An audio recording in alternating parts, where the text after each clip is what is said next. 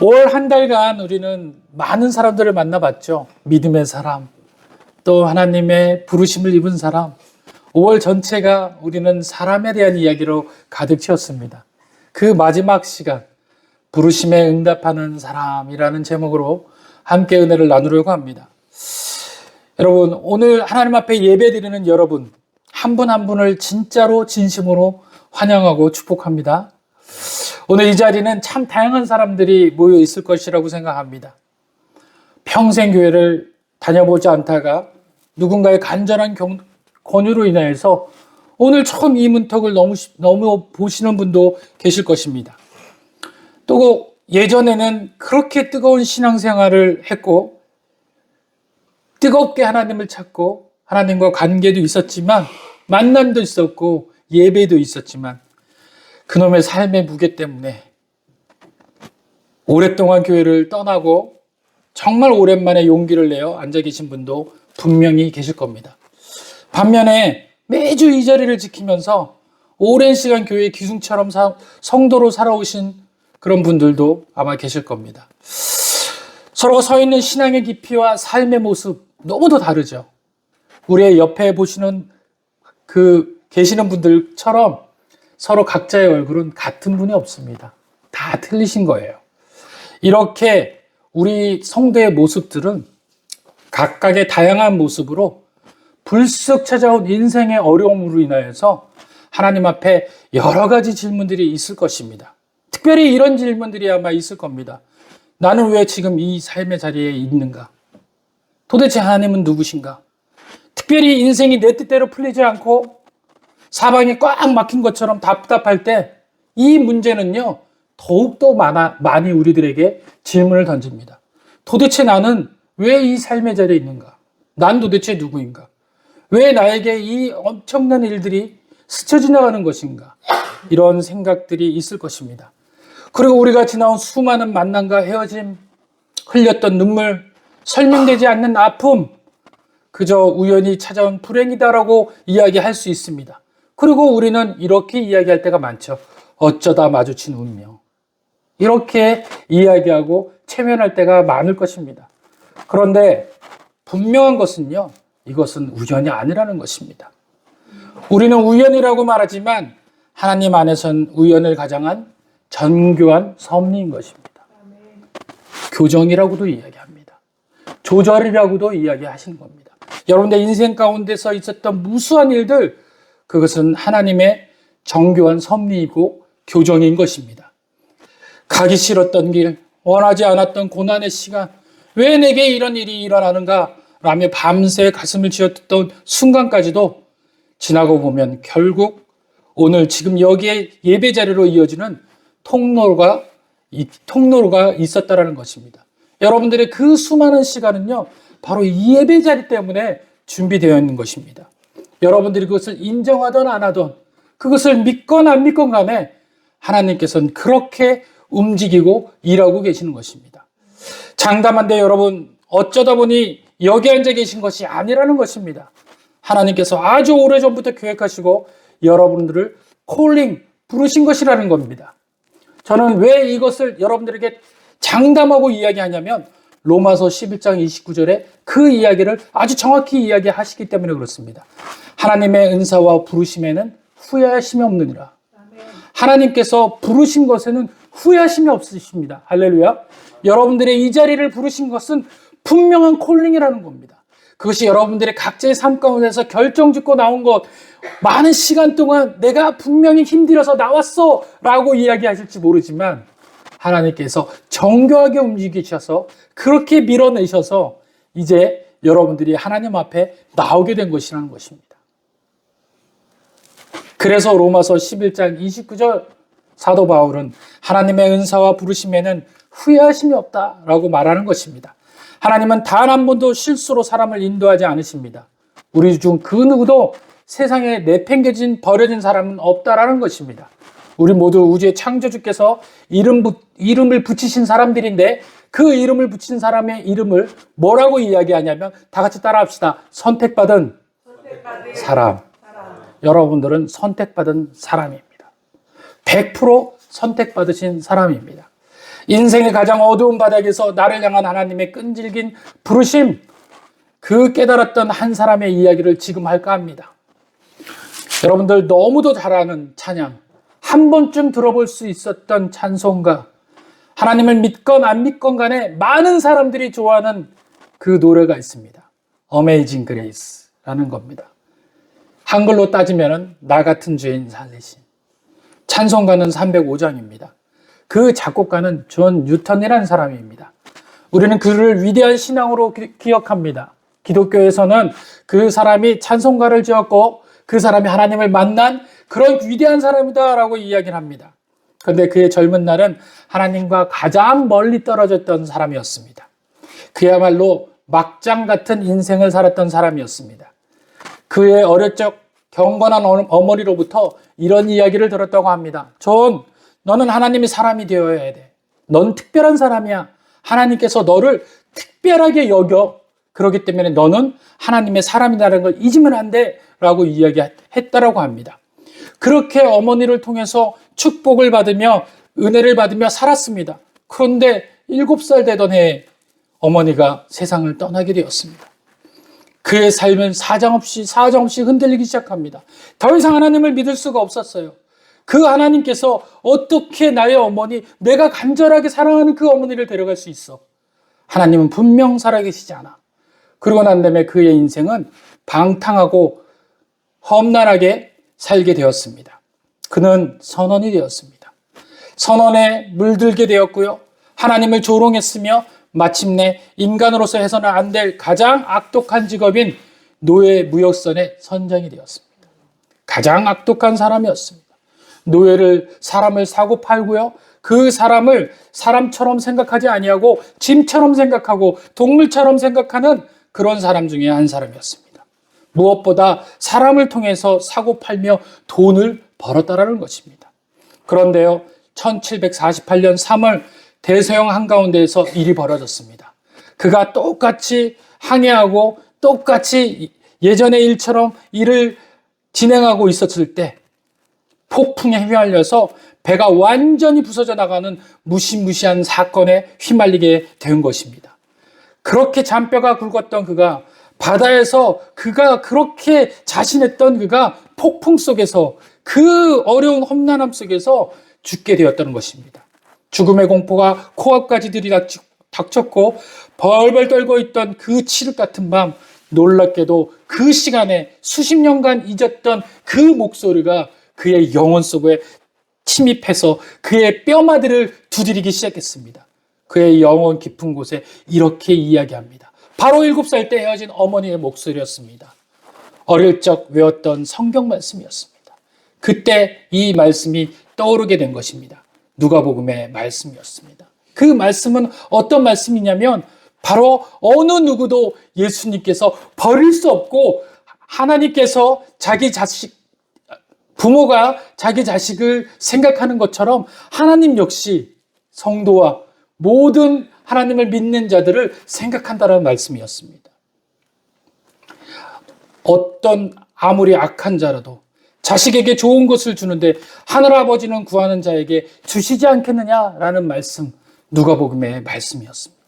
그는 이 말씀을 듣고서 생각해 놓고서 소망을 얻기 시작합니다. 만약 이 말씀이 진짜라면 지독한 악인인 나 같은 자도 내가 만약 하나님께 구한다면 하나님은 자비를 베푸실 것이라는 거예요. 그리고 무릎을 꿇기 시작했습니다. 폭풍이 몰아치는데도 불구하고 자기 눈에는 그 폭풍이 보이지 아니하고 오직 자기가 하지 않았던 기도, 한평생 멀리 삼았던 그 기도가 그곳에서 울려 퍼지기 시작합니다. 그리고 평생 처음으로 마음을 담아 하나님께 부르짖기 시작합니다. 하나님, 저를 구원해 주세요. 폭풍 속에서 저를 건져 주세요. 하나님, 이 죄인을 불쌍히 여겨 주십시오. 웬일일까요? 그 거셌던 폭풍도 서서히 멈추기 시작합니다. 그리고 그는 살아남았고, 그리고 그는 그 전율하는 그 시간에 그 대서양 한가운데서 무엇인가에 홀리듯이 가사를 적기 시작합니다. 나 같은 죄인 살리신 주 은혜 놀라워. 잊었던 생명을 찾았고 광명을 얻었네. 큰 죄악에서 건지신 주 은혜 고마워. 나처럼 믿은 그 시간 귀하고 귀하다. 이제껏 내가 산 것도 주님의 은혜라. 또 나를 장차 본향에 인도해 주시리라. 거기서 우리 영혼이 주님의 은혜로 해처럼 밝게 살면서 나 주 찬양하리라. 이런 주옥 같은 찬양을 쓰기 시작합니다. 그것이 저와 여러분들이 부르게 되는 어메이징 그레이스입니다. 나 같은 죄인 살리심. 전에는 보지 못했으나 이제는 보게 되었던 오늘 우리가 읽은 성경 본문의 주인공 사무엘의 인생이 바로 그 인생인 것입니다. 성경 말씀으로 돌아가려고 합니다. 본문에 보니까 아이 사무엘이 엘리 앞에서 여호와를 섬길 때에는 여호와의 말씀이 희귀하여 이상이 흔히 보이지 않았더라 라고 이야기합니다. 여기 아이 사무엘이 어렸다라고 이야기하고 있고요. 여호와를 섬길 때라고 이야기합니다. 그리고 여호와의 말씀이 희귀했다라고 이야기합니다. 여러분들 인생 가운데서 하나님 말씀이 들리지 않은 것을 이야기하는 것이 아닙니다. 우리는요, 교회에 있거나 집에 있거나 어느 곳에서도 말씀을 보고 싶을 때 언제든지 들을 수 있고 볼 수 있습니다. 그렇지 않습니까? 말씀이 넘쳐나는 시대입니다. 우리 앞에는 수많은 교회들이 있고요. 우리 가정 가운데서는요, 제가 손만 벌리면 언제 어디서건 FM 방송으로서 기독교 방송이 흘러나옵니다. TV 채널도요, 기독교 방송 틀면 언제든지 흘러나옵니다. 말씀은 풍부합니다. 그런데 오늘 성경에서는 그 말씀이 희귀했다라고 이야기해주고 있습니다. 말씀이 안 들린 것이 아니라 내가 듣지 않을 때 그 말씀은 희귀하게 되는 것입니다. 여러분들 우리 삶 가운데서 하나님 말씀이 들려오지 않은 것, 그것은 내가 뿌리친 것이지 하나님께서 들려주지 않으신 것이 아니라는 겁니다. 이제껏 내가 그 말씀을 배격했고 배반했고 듣지 않았습니다. 그 이유가 무엇입니까? 내가 원하는 방법대로, 내가 원하는 소원대로, 내가 뜻하는 대로 이루어지지 않았고 들어주지 않았기 때문에 나 역시 하나님의 소리를 듣지 않겠노라고 다짐하고 귀를 닫았던 겁니다. 그래서 그 순간서부터 성경은 그 말씀이 없었던 것이 아니라 희귀하였다라고 적고 있는 것입니다. 오늘 성경에는 들을 귀가 없는 자들에게 희귀하다라고 이야기하는 것입니다. 여러분, 콜링은요, 들을 수 있는 자에게 들리는 게 콜링입니다. 많은 사람에게 들릴 수 있는 것이라면 그것을 부르심이다라고 이야기하지 않습니다. 누구나 다 들리는 소리라고 이야기하죠. 그런데 특별히 성경에서 부르심, 콜링이다라고 이야기하는 건요, 내가 들을 수 있는 채널로 나만 듣게 되어지는 소리, 그것이 바로 부르심이다라는 겁니다. 여러분들의 영적인 은혜 가운데, 삶 가운데 하나님 만지시고 인도하셔서 그 부르심까지 오셨습니다. 그런데 여러분들이 이렇게 또 질문합니다. 목사님, 제가 직접 들은 적은 없는데요. 그런데 그게 어떻게 부르심입니까? 부르심에는요, 여러 가지 은혜들이 있습니다. 하나님께서 부르실 때 하나님 내 마음속에서 울리는 울림으로 인해서 소리는 똑같아요. 내 소리 같아요. 그런데 그곳에서 전혀 내가 생각하지 못한 소리로 말하는 경우입니다. 그 이야기가 뭐냐면 내가 가진 사고의 지식으로는 교회 나갈 수 없는 상태인데 내 마음속에서 교회 한번 나가볼까? 라는 그 소리. 그거는 내 사고에서 일어나는 소리가 아닙니다. 그걸 부르심이다라고 이야기합니다. 내 마음속에서 일어나는 경우도 있어요. 그런 경우도 은혜가 되겠죠. 그런데 또 다른 것은요, 주의를 통해서 들려온다는 겁니다. 계속해서 주의를 통해서 교회에 대한 이야기가 들려오고요. 계속해서 만나는 사람마다 교회에 대한 이야기가 되어주고요. 이상하게 모임의 순서에 가면 계속해서 교회에 대한 모임의 순서가 되더라는 겁니다. 이것이 바로 부르심이라는 겁니다. 직접적으로 부르시는 그 통로가 아니더라도 사람을 통해서 자꾸 하나님은 그 방법으로 향하게 하는 것, 그것이 부르시는 것입니다. 말씀은 희귀했지만 하나님은 침묵하지 않는 것입니다. 이처럼 환경을 통해서, 상황을 통해서, 내 삶을 통해서 그렇게 올려지게 되는 것입니다. 성경은 넘치고 설교도 넘치고 영상도 넘치고, 그런데 정작 사람들을 듣지 못하는 거, 귀의 문제가 아니라 마음의 문제라는 겁니다. 세상의 소리, 걱정의 소리, 상처의 소리, 욕망의 소리는 너무도 크게 들리는데 하나님의 음성은 들리지 않는 것. 그래서 말씀에 희귀하게 보이는 겁니다. 그런데 놀라운 사실은 말씀이 희귀한 시대에도 하나님은 한 사람을 찾고 계셨다는 것입니다. 그 사람의 이름은 사무엘입니다. 그리고 저와 여러분이라는 겁니다. 80%가 새신자인 교회라면 이것을 강하게 말해야 합니다. 여러분이 하나님을 찾아온 것이 아닙니다. 말씀이 희귀한 시대에 하나님께서 여러분을 찾으신 것입니다. 여러분들, 약속 이름교회를 보십시오. 여기에 이 멀리 올 수 있는 자들이 찾아야지만 올 수 있는 것입니다. 그런데 여러분들 어떻게 이 발걸음에 이곳을 채우십니까? 바로 하나님께서 여러분을 부르셨기 때문에 이곳을 채우신 것입니다. 여러분과 저의 인생에 하나님이 안 계신 것이 아니라 이미 그 성전에 계셨고 또 이 성전에서 우리를 부르고 계신 것입니다. 사무엘이 아직 그의 음성을 알아듣지 못했을 뿐이고, 사무엘은 하나님의 음성이 들렸을 때 옆방에 누워있는 엘리 제사장이 자기를 부르는 줄 알고 뛰어갔습니다. 아직 영적인 귀가 열리지 않았다라고 성경에 적고 있습니다. 하나님의 음성을 사람의 소리로 착각한 것입니다. 사람의 방법처럼 들릴 거라고 생각한 것입니다. 그러나 우리 하나님은 어떤 분입니까? 한번 둘러보고 안 들으면 포기하는 분이 아닙니다. 우리의 인생을 포기의 인생이 아니라는 겁니다. 하나님께서 태어나게 하셨으면 끝까지 책임지실 줄 믿습니다. 또 부르시고 또 기다리시고 또 찾아와 말씀하시는 겁니다. 여러분들의 인생 가운데 반복해서 할 겁니다. 여러분들이 오늘 이 교회를 나왔고 다음부터 또 이 교회를 안 다니고 다른 교회를 안 간다 할지라도 하나님의 역사는 그치지 않는다는 겁니다.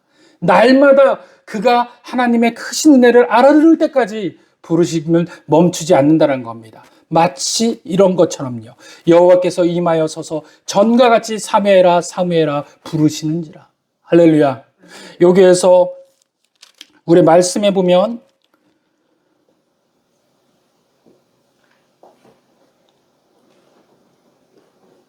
10절에 우리 한번 다 같이 한번 읽어볼까요? 시작. 여호와께서 임하여서 전과 같이 사무엘아 사무엘아 부르시니라. 사무엘이 말씀하옵소서 주의 종이 듣겠나이다 하니. 자, 이 구절 너무도 놀라운 구절입니다. 하나님께서 말씀하셨다라고 기록하지 않고 여기서 뭐라고 이야기합니까? 임하여 서서라고 이야기합니다. 하나님이 직접 오셨다는 말씀입니다. 하나님께서 사무엘 곁에 서 계셨다라고 이야기를 하고 있습니다. 이것은 단순한 음성이 아닌 겁니다. 성경에서는 임하여라는 이 뜻을 임재하셨다라고 이야기합니다. 이곳에 내려와 계시다, 동행하시다, 함께 하시다라는 말씀입니다. 그리고 뒤에 보면 서서라는 단어를 결코 잊을 수가 없습니다. 여러분, 하나님께서는 계속해서 우리를 만나실 때 어떻게 하셨다고요? 임하여 서서 만나시고 계신 거예요. 여러분들, 우리들을 누굴 만날 때 앉아서 만날 때도 있고요, 누워서 만날 때도 있습니다. 분명히 편한 자세로 만날 수 있습니다. 그런데 우리 하나님은 어떻게 하신다고요? 임하여 서서 만난다는 거예요. 저와 여러분들이 그곳에 올 때까지 임하여 그 자리를 떠나지 아니하고 서서 기다리고 계시다라는 겁니다. 마치 부모가 집 나간 자식이 돌아오기까지 기다리는 것처럼 그곳에 서서 그를 기다리고 계시다라는 겁니다. 임하여 서서라는 것은 너무도 큰 은혜를 말하고 계시는 것입니다. 곧 기다리는 상태이고 곧 행동할 상태를 이야기하며 사람을 기다리는 아버지의 모습과 같다라고 분명히 말씀드렸습니다. 문만 열리면 달려갈 준비를 하고 있는 상태, 그것이 바로 하나님의 상태인 것입니다. 사무엘은 자고 있었고 그러나 하나님은 서 계셨습니다. 사무엘은 아직 몰랐습니다. 그러나 하나님은 이미 준비하고 계셨던 것입니다. 사무엘은 하나님의 음성을 분별하지 못했습니다. 그러나 하나님은 떠나지 않으셨습니다. 임하여 서 계셨던 것입니다. 저는 이 말씀이 참 은혜가 되어요. 우리는 하나님을 기다린다고 생각합니다. 그런데 성경을 보면 하나님이 우리를 기다리시는 경우가 더 많습니다. 우리가 기도하기를 기다리십니다. 우리가 돌아오기를 기다리십니다. 우리가 듣기를 기다리십니다. 우리가 응답하기를 기다리십니다. 마치 아버지가 현관문에서 자녀를 기다리는 것처럼 우리 인생 앞에 임하여 서 계신 것입니다. 여러분, 우연히 이 자리에 왔다고 생각할지 모릅니다. 그러나 하나님은 우연히 오신 것이 아닙니다. 이미 와 계셨습니다. 여러분보다 먼저 오셨습니다. 그 이유를 얘기해 볼까요? 여러분, 저는 설교 말씀을 준비할 때 한 주 전에 주일날 예배가 마치면 집에 가서 묵상을 하고 말씀을 피고 그 다음에 다음 주 주일날 말씀을 하나님께 받습니다. 제 평균 하나님 앞에 받는 그 루틴이 그래요. 그런데 만약에 너무너무 늦는다. 하나님께서 주제도 안 주시고 말씀도 안 주시고 응답이 없으실 때는 어느 때까지 기도하냐면 금요일 때까지 갈 때가 있어요. 토요일 날 말씀을 주실 때가 있어요. 너무도 긴박할 때. 그러니까 하나님도 한참 생각하시고 저의 인생 가운데서 돌아보기를 바라시고 그 다음에 그렇게 말씀을 주실 때가 있어요. 그때는 너무 힘들어요. 한 주 동안에 인생 가운데서 주제를 찾아야 되니까. 말씀이 없는 경우에 목회자는요, 너무 힘들어요. 그 주에 어떻게 말씀을 해야 될지. 근데 놀라지 마십시오. 오늘 이 본문 말씀은 언제 준비가 된 줄 아십니까? 5월 첫 주 때 준비가 되었어요. 5월 첫 주 때 주제가 결정이 되었습니다. 저에게 하나님께서 부르심에 응답하는 사람이다라고 주제를 주신 거예요. 너무도 놀랐습니다. 부르심에 응답하는 사람? 5월 한 달 어버이 주일, 어린이 주일, 스승의 주일, 그 다음에 성령 강림 주일을 하면서 각 주마다 뜻이 있었어요. 어버이 주일은 어버이 주일에 맞는 설교, 어린이 주일은 어린이 주일에 맞는 설교, 스승의 주일은 스승의 주일에 맞는 설교. 그 다음에 마지막 주는 성령 강림 주일, 주제가 이미 정해져 있어요. 너무도 행복했죠. 그런데 마지막 주 5주는 새로운 말씀을 찾아야 되는 경우였거든요. 그런데 하나님께서 5월 첫 주에 이 말씀을 주신 겁니다. 그러고 난 다음에 첫 주, 둘째 주 지날 동안 소문이 자꾸 들려오기 시작합니다. 새로운 분들이 오실 거예요. 식사도 같이 하시게 될 거예요. 자꾸 목회자인 저에게 희망을 주기 시작한 겁니다. 근데 그것도 뭐 한두 번이었죠. 그런데 셋째 주인가 그 마음에 둘째 주인가 들려오고 셋째 주일날 우리 대웅 형제가 저한테 와서 목사님 마지막 주에 좋은 소식이 있을 겁니다. 손을 딱 붙잡고 얘기한 거예요. 2분 오신대요. 식사 같이 하면서 좋은 시간 가질 수 있어요. 전도자가 된 거예요. 그래가지고 제가 너무도 은혜가 된 게 저는 놀랐죠. 왜 놀랐겠어요? 첫 주에 말씀 주셨잖아요. 첫 주에 말씀 주셨죠. 이거를 여러분들에게 이 이야기를 할 때 여러분들은 그냥 지나칠 수 있습니다. 기적이지 아니면 우연이겠지. 그런데 준비하는 저에게는 우연일까요? 아닐까요? 아닌 거예요. 하나님이 기다리심. 하나님이 그렇게 기다리시고 그렇게 애타셨던 그런 상황입니다. 여기 그렇게 자리 채우신 분들이 많으세요. 약속 이름교회 성도들도 계시지만 새롭게 채우신 분들이 더 많으세요. 그분 모두가 다 하나님께서 하나님의 열심을 가지고 하나님께서 여러분들을 콜링하시고 붙드시고 불러내신 줄 믿으시길 바랍니다. 그것이 들리는 거예요. 그래서 오늘 성경에는 뭐라고 이야기합니까? 그렇게 10절에 여호와께서 임하여 서서 전과 같이 사무엘아 부르시는지라 사무엘이 이르되 말씀하여 하옵소서 주의 종이 어떻게 하겠습니까? 듣겠나이다. 그 전까지 3번까지 이야기했는데 그 사무엘이 듣지 못했다가 이제 듣고 난 다음에는 뭐라고 응답합니까? 주님, 제가 이제 듣겠나이다. 주의 종이 듣겠나이다. 이것을 성경에서 뭐라고 이야기했냐면 반응이다라고 얘기합니다. 자, 하나님에게 소리를 듣는 사람들은 들음으로 끝나면 되는 것이 아니에요. 뭘 해야 되는 거예요? 반응해야 돼요. 이 반응할 때 서로가 만나는 그런 은혜가 있는 겁니다. 우리는요, 인격적으로 살아있는 사람을 만날 때 어때요? 서로가 반응하잖아요. 좋은 사람을 만나고 좋은 그 느낌이 있으면 서로가 반응하잖아요. 하나님의 소리를 이제 들었습니까? 이제 여러분들은 들리는 사람이 되는 겁니다. 이제 여러분들이 안 들린다라고 말할 수가 없어요. 콜링해서 불려져서 하나님 앞에 나왔고 이 자리에 채우셨기 때문에 하나님께서 부르신 것에 응답한 겁니다. 그것을 성경은 반응이다라고 이야기하는 것입니다. 각자의 삶 자리에서 앉아있는 우리에게 이제 어떻게 들려야 합니까? 이제 이 예배 가운데에서 찬양하며 기도하며 또 설교 듣는 곳을 통해서 낯선 감정이 있을 수도 있습니다. 내가 왜 이러지? 교회가 체질이 맞나? 당하지 마십시오. 그것이 바로 여러분들 귀에 들리는 하나님의 음성입니다.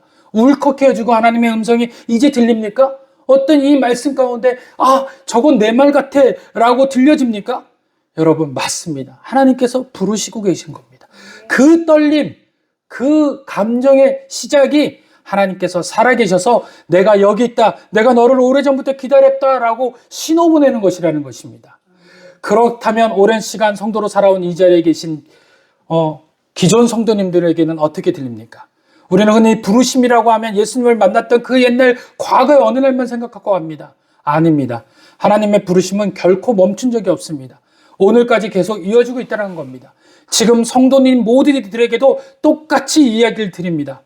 여러분, 인생의 혹독한 겨울을 만나고 때로는 여름도 만나고 봄도 만나고 가을도 만나는 겁니다. 영적 매너리즘이 침체되어 있거나 하나님은 어디 계십니까? 왜 내 인생은 이 모양입니까? 라고 눈물을 흘릴 때 있습니다. 사무엘처럼 매주 성전에 앉아 예배를 드리면서도 하나님의 음성을 깨닫지 못하고 세상 소리, 염려의 소리로 귀를 빼앗겨 방황할 때 있습니다. 이건 우리 성도님들이시죠. 그러나 바로 그 순간 고단한 여러분의 삶의 자리에 들리는 주님의 음성을 기억하시고 만져보십시오. 하나님은 여러분의 피눈물 나는 실패와 거절을 통해서 감당하기 힘든 상처 속에서 하나님을 찾도록 끊임없이 말씀하고 계시는 겁니다. 그 어려움과 그 고난과 그 고통 속에서 결국 우리가 할 수 있는 건 뭡니까? 하나님을 찾는 거예요. 하나님을 만지려고 하는 거예요. 하나님은 그 이야기를 하고 계시는 것입니다. 그것을 성경에서 뭐라고 이야기하냐면 글로리, 영광이다라고 이야기하는 겁니다. 여러분들, 영광이라는 것은 하나님의 형체가 보이다, 하나님께서 만나 주시다라는 것을 영광이다라고 이야기합니다. 많은 성도들 또 불신자들이 하나님 한 번만 보여줘봐, 그럼 내 인생 바뀔 거야, 하나님 믿게 될 거야, 이것만이 영광이 아니라 하나님께서 실존 스스로 드러내셔서 우리로 하여금 하나님 앞에 나와서 기도하게 하고 또 환경을 통해서 하나님을 찾게 하는 것, 그것이 하나님 스스로 드러나시는 영광인 줄 믿으시길 바랍니다. 하나님께서 내가 여기 있다, 내가 너와 함께 있다, 나는 절대로 너를 포기하지 않는다, 이것이 경이로운 사건입니다. 오늘 여러분들은 그 기적과 같은 사건을 대하고 있는 것입니다. 이것을 우리는 예배라고 이야기하고 또 하나님과 경건의 시간이다라고 이야기를 합니다. 자, 그렇다면 오늘 예배를 마치고 문을 열고 세상 밖으로 나가는 이제 여러분들, 저와 여러분들의 반응 4가지가 있습니다. 첫째는요, 우연을 섭리로 이름 지어야 합니다. 오늘 이제 예배를 드리면서 우연이다라고 이야기하면 안 돼요. 이것을 나갈 때는 섭리다라고 이야기를 하셔야 됩니다. 내일부터 여러분의 삶의 자리에 돌아가실 때 내 인생의 상처와 아픔을 보며 더 이상 재수없게 찾아온 불행이라고 말하지 마십시오. 새가족 여러분, 또 성도 여러분, 오늘 교회 문턱을 넘게 된 것을 어쩌다 보니 우연이라고 생각하지 마십시오. 그것은 여러분을 만나기 위해 하나님 예비하신 정교한 섭리인 겁니다. 이제 여러분들의 인생은 우연 같은 건 없는 겁니다. 하나님의 섭리입니다. 이제 분명히 하나님이 여러분들을 이끌고 가실 겁니다. 내 고난에 하나님의 인도하심이라는 이름을 붙이십시오. 이제 여러분들을 고난받았습니까? 고통스럽습니까? 이제 여러분들 나갈 때 하나님의 인도하실 거야 라고 그 이름을, 문패를 바꿔다십시오. 그렇게 되면 여러분들의 인생이 하나님의 인도하심의 인생으로 바뀌어질 줄 믿습니다. 이제 여러분들의 인생은 하나님의 인도하실 것입니다. 두 번째는요, 시선의 반응이 필요합니다. 사람의 소리를 차단하십시오. 하나님의 주파수를 맞추시길 바랍니다. 사무엘의 하나님의 음성을 엘리 제사장 소리로 착각했던 것처럼 우리는 삶의 문제를 자꾸 만나게 되잖아요. 사람에게 목소리에 귀 기울이게 됩니다. 그래서 사람처럼 하나님의 소리가 들렸으면 하는 기대도 갖게 됩니다. 그러나 거기에는 어디에도 하나님의 소리가 없습니다. 세상의 조언에만 귀를 기울이는 자 되지 마시고 이제 삶의 자리에서 문제가 터질 때 사람에게 먼저가 달려가서 원망하거나 한풀이하거나 뭔가 상담받으려고 노력하지 마십시오. 세상의 방법을 찾기 전에 잠시 영적인 숨을 고르십시오. 침묵하시고 그리고 자기 생각에 뿌리가 어딘지를 살펴보세요. 내 생각의 뿌리가 어딘지 집중해 보세요. 한참 찾아보면은 내 생각의 뿌리가 보이게 될 겁니다. 그 뿌리를 통째로 들어서 하나님의 생각 앞으로 가져나가십시오. 이 상황을 통해 하나님이 내게 하시는 말씀이 무엇입니까? 이 뿌리에 지금 건강하지 못한 이 뿌리를 하나님 드립니다. 하나님 주파수를 통해서 건강하게 해주세요. 회복시켜주세요. 생각의 뿌리를 바꿔야 생각의 나무를 바꿀 수 있어요. 여러분들 그 생각의 뿌리를 하나님의 생각으로 바꾸시길 바랍니다. 세 번째는 고백의 반응입니다. 변명 대신 내가 여기 있습니다. 오늘 여기 말씀하시잖아요. 사무엘이 내가 여기 있나이다. 내가 여기 있습니다. 우리는 하나님의 부르심이 느껴질 때 자꾸 변명을 해요. 주님, 저는 아직 준비가 안 됐어요. 바빠서 여유가 없어요. 하나님, 이건 내 방법이 아니잖아요. 그런 거. 존 뉴턴이 폭풍 속에서 다른 개선 없이 나를 불쌍히 여겨달라고 엎드렸던 것처럼 토달지 마십시오. 순종하십시오. 내 삶의 형편이 어떠하든지 매일 아침 삶의 자리에서 주님, 부족합니다. 오늘 자신 없습니다. 그러나 제가 여기 있겠습니다. 제게 말씀하여 주십시오. 기도로 하루 시작하십시오. 세상의 소리를 듣지 말고 세상의 소리를 내려놓고 하늘의 소리를 통해서 나의 모든 생각을 지배하십시오. 내 머린 생각이 유튜브 보고 일어나자마자 동영상 보고 세상의 생각으로 채워놓으니 하루 종일 세상의 문제들로만 내 인생이 바뀌는 겁니다. 그거 끊고 아침을 하나님께 한번 드려보세요. 그리고 하나님의 시간으로 시작되는 것입니다. 그리고 바뀌게 되는 시간에 주목해 보십시오. 마지막으로는 예배의 반응을 보이셔야 합니다. 참석자에서 응답자로 전환하시길 바랍니다. 주일 예배를 대하는 태도는 자체를 완전히 바꿔야 되는 겁니다. 단순히 일주일에 한 번 교회에 의무감으로 의리로 의자에 앉아 시계를 보고 종교적 관객 참석자가 되면 안 되는 것입니다. 이제 여러분들은 관객이 아닙니다. 이제 참여자가 되셔야 되는 거예요. 찬양 가사 하나에 내 마음을 싣고 선포되는 설교 말씀에 아멘, 주님 저 말씀은 오늘 제게 주시는 말씀입니다 라고 붙잡으셔야 돼요. 그리고 영혼의 대답을 올려드리는 영적 예배자로 응답하는 응답자로 바뀌어야 될 줄 믿습니다. 어린 사무엘이 하나님의 부르심을 마침내 깨달았을 때 그는 무릎을 꿇고 이렇게 위대한 고백을 합니다. 말씀하옵소서 주의 종이 듣겠나이다. 이 짧은 응답이 선포되는 순간 그의 말이 하나도 땅에 떨어지지 않는 시대를 깨우는 위대한 선지자로서의 삶이 비로소 시작됩니다. 더 이상 하나님의 음성을 외면하지 마십시오. 세상 소리에 영혼을 빼앗기지도 마십시오. 오늘 드디어 나를 부르시는 창조주의 음성을 들으셨다면 이 시간 마음의 문을 열고 주님 앞에 다 함께 믿음으로 확신을 담아 고백하길 원합니다. 다 같이 고백합시다. 주님, 내가 여기 있나이다. 말씀하옵소서. 주의 종이 듣겠나이다. 이 고백과 함께 삶의 자리에서 응답하며 살아나갈 때 오늘 이 시간부터 우리의 인생은 이 땅의 차원에 갇힌 그냥 갇혀있는 인생이 아니라 저 높은 하늘로부터 시작되는 영원하고 영광스러운 삶이 될 줄 믿습니다. 그 놀라운 은혜의 주인공이 되시기를 주님의 이름으로 간절히 축원드립니다. 기도하겠습니다.